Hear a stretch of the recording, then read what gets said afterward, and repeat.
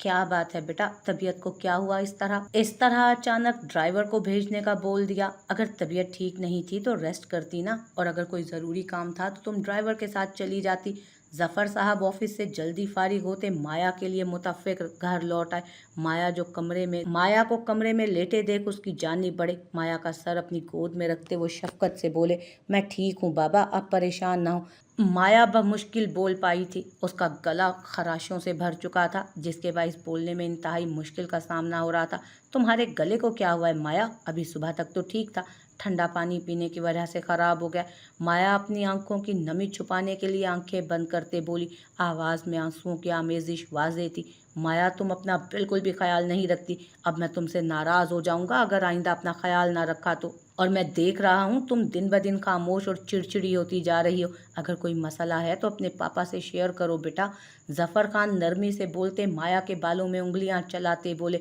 दफातन बाहर से उठते शोर की जानिब मुतवज्जो हुए। ये शोर कैसा है, मैं देखता हूँ, तुम आराम करो।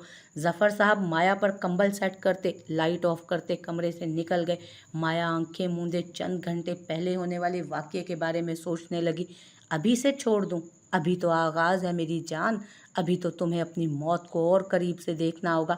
देखो मौत कितने करीब है तुम्हारे, चंद लम्हों के फासले पर। लेकिन नहीं, मैं तुम्हें मरने नहीं दूंगा। माजरत, लेकिन मैं तो भूल गया था। तुम्हें एक बार नहीं बार बार मारना है मुझे। देखो अपनी मौत को देखो और बताओ कितनी अजियत हो रही है तुम्हें। डॉक्टर माया कुर्ब से आंखें मीचती खुद पर बीती जाने वाली कयामत के बारे में सोचने लगी। फरोख, आज तुम फिर ड्रिंक करके आए हो घर। अगर तुम ड्रिंक नहीं छोड़ोगे तो मैं तुम्हें अपनी जायदाद से आग कर दूंगा, घर से निकाल दूंगा तुम्हें मैं। फिर जहां मर्जी आवारागर्दी करते फिरना। रहना अपने उन बेगैरत दोस्तों के साथ जिनके लिए तुम गलत रास्ते पर चल निकले हो। बुरी सोबत का असर है ये। आज के बाद मैं तुम्हें उन लड़कों के साथ ना देखूं, वरना अच्छा नहीं होगा। जफ़र खान शराब के नशे में लत घर में शोर करते अपने बेटे को गिरेबान से थामे गुस्से से बोले, करूँगा मैं ड्रिंक, कर दें मुझे आप, निकाल दें, लेकिन मैं ड्रिंक करना नहीं छोड़ूंगा, ना ही अपने दोस्तों को। फर्रुख लड़खड़ाते कदमों के साथ अपने कमरे की जानिब बढ़ता लरजती आवाज़ में चिल्लाता हुआ गया। जफ़र साहब अपना सर दोनों हाथों में थामे सोफे पर बैठते चले गए। मिस माया, आप ठीक हैं? और इतने दिन से गैर हाजिर क्यों थी? क्या मैं एक दोस्त होने की हैसियत से ये दरियाफ्त कर सकता हूँ आपसे? डॉक्टर माया ख़राब तबीयत के बाइस और कुछ खौफ के बाइस हॉस्पिटल से मुसलसल गैर हाजिर थी। डॉक्टर शायान बेचैन होता, रोज़ कॉल करता, जी अल्हम्दुलिल्लाह मैं ठीक हूँ और कल से मैं वापस ड्यूटी ज्वाइन कर रही हूँ। ओह थैंक गॉड, आपको मुझ गरीब पर कुछ तो तरस आया। जल्दी जल्दी मुझ नाचीज़ को अपने दीदार करवाइए, दिल बहुत बेचैन है और मुझे आपसे बहुत सी बातें भी करना है। डॉक्टर शायान चहकते हुए बोला। डॉक्टर माया शायान के अंदाज पर मुस्कुराती उससे बातचीत में मसरूफ़ हो गई। यहाँ क्यों बैठ गए हो? अंदर चलो, नमाज का वक्त गुजरता जा रहा है। बाजमात नमाज अदा करते हैं बेटा। सफ़ेद पोश बुजुर्ग इब्तहाज को दहलीज पर बैठ जाते देख मुस्कुराते हुए नर्म लहजे में बोले, मुझे नमाज पढ़ना नहीं आती, भूल गया हूँ मैंने अपनी 25 साला ज़िंदगी में कभी खुदा को याद नहीं किया, कभी नमाज नहीं पढ़ी। मेरे वालिद हमेशा मुझे दावत नमाज देते थे, लेकिन मैं नज़रअंदाज कर दिया करता था। अलबत्ता बचपन में कुरान पाक पढ़ने वाले एक कारी लगे हुए थे मेरे, और कुरान पाक पढ़ने के बाद दोबारा कभी उसे खोलने की जहमत ही नहीं की। इब्तहाज बेबसी से कहता सर उठाए बुजुर्ग की जानिब देखने लगा, जिनके चेहरे पर हैरत और नागवारियत की जगह मुस्कुराहट थी, और ये बात इब्तहाज के लिए खासी शर्मिंदगी का बाइस। उठो मेरे साथ चलो, मैं बताता हूँ ना तुम्हें। इब्तहाज बुजुर्ग के साथ अपने कदम घसीटता मस्जिद का दरवाज़ा अबूर कर गया। उनकी इमामत में इब्तहाज ने वज़ू करके नमाज अदा की। दुआ के लिए जैसे ही हाथ उठाए बेख्तियार आंसू उसकी हथेलियों को भिगोने लगे। या अल्लाह पाक, मैं बहुत गुनाहगार हूँ। मैंने आपकी मखलूक को बहुत अजियत दी, बहुत तकलीफ़ दी, दर्द दिया। मैं एक शरीफ ज़ादी को रुसवा और बदनाम करता रहा, और फिर मैंने उसी का कत्ल कर दिया। न जाने कितनी ज़िंदगियां बर्बाद कर दी हैं मैंने। मेरे मालिक, मैं इस काबिल तो नहीं कि तुम मुझे माफ़ कर दे मेरे मालिक, लेकिन आप तो बहुत रहीम हैं, करीम हैं, मुझे माफ़ कर दें। मैं अपने किए पर नादिम हूँ, शर्मिंदा हूँ। आप कहते हैं ना तौबा के दरवाजे हर वक्त खुले हैं। मैं आपके दर पर एक सवाली हूँ, माफ़ी की भीख मांगने आया हूँ। मुझे माफ़ कर दें। मेरी ندامت اور شرمندگی سے کسی کی عزت واپس نہیں لوٹ آئے گی، کوئی زندہ نہیں ہو جائے گا۔ میں اپنے ہی باپ کا قاتل ہوں، پھر کیسے مجھے معافی مل سکتی ہے؟ میں گمراہ ہو گیا تھا میرے مالک، بھٹک گیا تھا میں، مجھے ہدایت عطا فرما۔ ابتہاج پھوٹ پھوٹ کر روتے ہوئے دعا مانگتے بے ہوش ہو گیا۔ تمام نمازی اس کے گرد اس کو ترہم بھری نظروں سے دیکھنے لگے۔ شہر کا کوئی ایسا انسان نہ تھا جو ابتہاج کو جانتا نہ تھا، جس کے دل میں شیطانی صفت ابتہاج کا خوف نہ تھا، نفرت نہ تھی۔ لیکن آج وہی ابتہاج انتہائی ٹوٹ پھوٹ کا شکار اپنے رب کے سامنے سجدہ ریز تھا۔ پانی لاؤ، یہ بے ہوش سفید پوش بزرگ، وہ بزرگ ابتہاج کا سر اپنی گود میں رکھتے ہوئے، ناک کے آگے ہاتھ رکھتے ایک نمازی کو پانی لانے کا اشارہ کرتے ایک دم خاموش ہو گئے تھے۔ ابتہاج کے چہرے پر جیسے ہی پانی کے چھینٹے پڑے، ابتہاج ہوش میں آتے ہی خود پر جھکے بزرگ کو دیکھنے لگا، کچھ متفکر سا اور کچھ ڈرا ڈرا سا چہرہ لیے۔ وہ اس بزرگ نے جیسے ہی اسے ہوش میں آتے دیکھا تو بلند آواز میں الحمدللہ کہتے اسے دیکھ مسکرا دیے۔ چلو تمہیں گھر چھوڑ دوں، بزرگ نے اس کا شانہ تھپ تھپاتے ہوئے کہا اور اٹھ کھڑے ہوئے۔ ابتہاج بیٹا کہاں تھے تم؟ ابتہاج نے گھر میں داخل ہوتے ہی جیسے لاؤنج میں قدم رکھا، ساریہ بیگم روتے ہوئے اس سے لپٹ گئی۔ ابتہاج ساریہ بیگم کے مضطرب چہرے کو دیکھتے ہوئے صوفے پر بیٹھ گیا۔ ساریہ بیگم بھی اس کے ساتھ صوفے پر بیٹھ گئی۔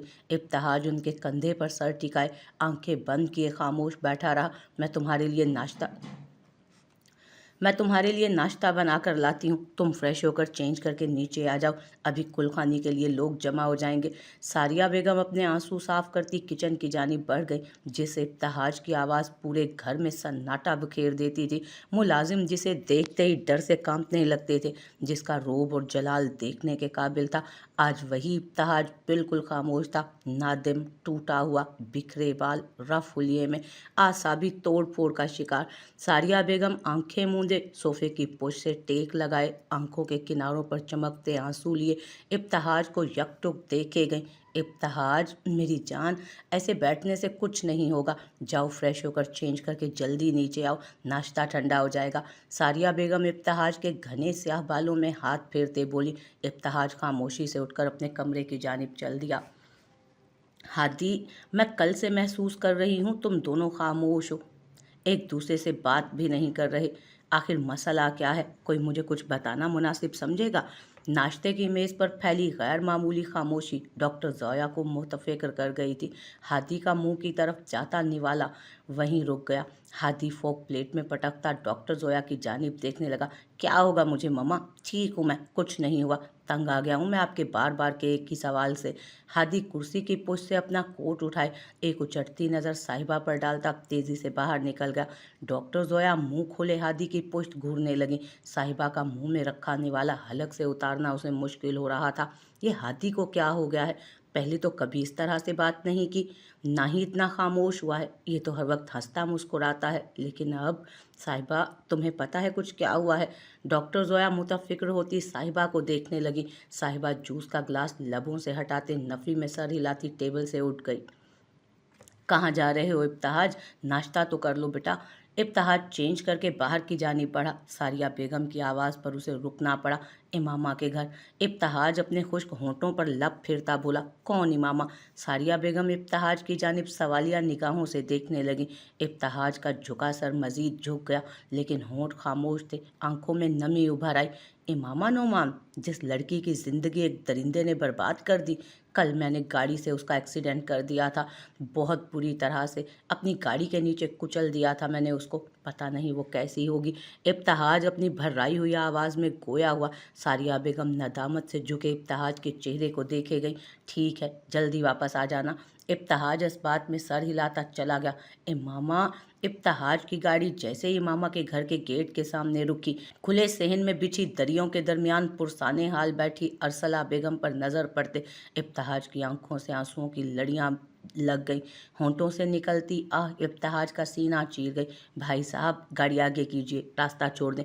ابتہاج سیٹ کی پشت سے ٹیک لگائے آنکھیں بند کیے ہوئے تھا، آنکھوں کے کناروں پہ آنسو چمک رہے تھے۔ دفتن ایک آدمی نے شیشہ بجاتے ہوئے کہا تھا گاڑی کا۔ ابتہاج کا دل بڑھتا ہوا بوجھ لیے گھر لوٹ آیا، سامنے عورتوں کا جم غفیر تھا۔ ابتہاج اپنے کمرے کی جانب بڑھ گیا۔ زہے نصیب، آج سورج کدھر سے نکل آیا ہے؟ हसीना आज अपना हुस्न लिए जलवा अफरोज है। उफ, कहीं हम मर ही ना जाएं।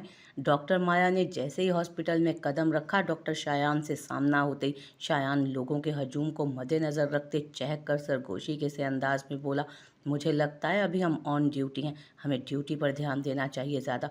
माया लोगों के हजूम पर नज़र दौड़ाती दांत चबाते हुए बोली, जी बिल्कुल, ड्यूटी से फारिग होते ही मुझे आपसे बहुत ज़रूरी बात करनी है और आज ही करनी है। वैसे तो आप हमेशा बहाने बना देती हैं, लेकिन आज आपको मेरी बात सुनना पड़ेगी। मैं जानती हूँ शायान आप क्या बात करना चाहते हैं।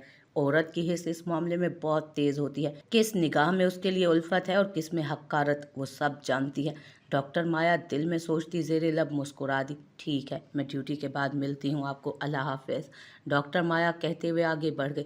मॉम, मैंने बहुत गलत किया उस लड़की के साथ। उसने मुझे बोला था, इब्तिहाज तुम अल्लाह के कहर को आवाज़ें दे रहे हो, लेकिन मैं समझा नहीं, संभला नहीं मॉम। मैंने उसे मार दिया, उसे ज़िल्लत और रुसवाई का कफन ओढ़ाई लहद में उतार दिया मॉम। मैंने बहुत सी लड़कियों को हर्ट किया है, बहुत अयाशियाँ की हैं, बहुत सी लड़कियों के साथ गलत किया है, लेकिन मॉम मैं कभी उनकी मर्ज़ी के ख़िलाफ़ उनके करीब नहीं गया। लेकिन इमामा, वो तो बहुत पाकीज़ा थी, शरीफ ज़ादी, इज़्ज़त व हया की मिसाल। मैंने उसे ही बदनाम कर दिया, रुसवा कर दिया।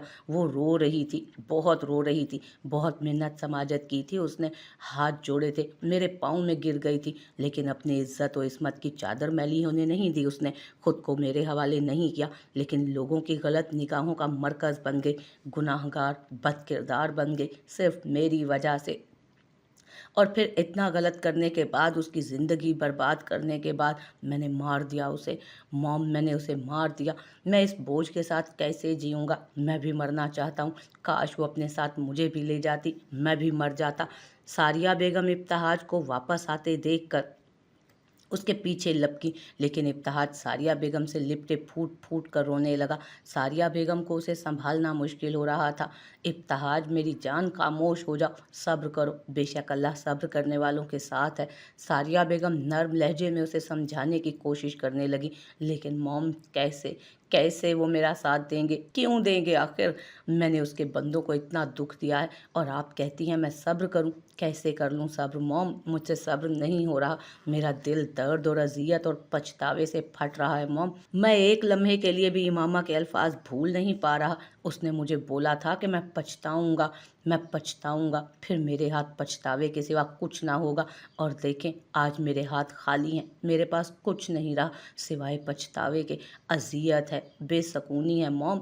आप कहती हैं ना मैं बहुत ज़िद्दी हूँ, बहुत ज़िद्दी हूँ मैं, और आपने मुझे वो हर चीज़ दी जिसकी मैंने तमन्ना की है, जिसकी मैंने ख्वाहिश की। हर चीज़ मेरे सामने होती थी, मेरे बोलने से भी पहले, लेकिन आज मैं मांग रहा हूँ, मुझे वो चाहिए और हर हाल में चाहिए। ये मेरी ज़िद है मॉम, आज मेरी ज़िद पूरी कर देना।